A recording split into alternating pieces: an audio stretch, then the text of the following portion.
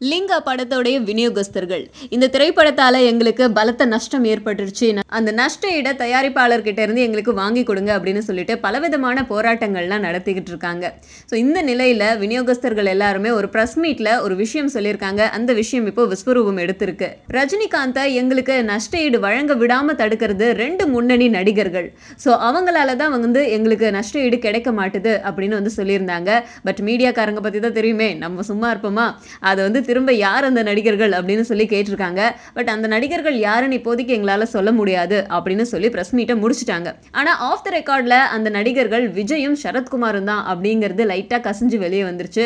So இது கேள்விப்பட்ட விஜய் ரசிகர்கள் கொதிச்சு போயிருக்காங்க. எப்பவுமே விஜய் அவர் உண்டு, அவர் வேலை உண்டு அப்படின்னு இருப்பாரு. ஷூட்டிங் ஸ்பாட்ல கூட ஷூட்டிங்ல கலந்துகிட்டது போக மற்ற நேரங்கள்ல தனியாவே செலவழிப்பாரு. அப்படிப்பட்ட காம் டைப்பான விஜயை ஏன் இந்த விஷயத்துல தேவையில்லாம இழுக்கிறீங்க அப்படின்னு சொல்லிட்டு விஜயோடைய ரசிகர்கள் எல்லாருமே கேள்வி கேட்டுட்டு இருக்காங்க.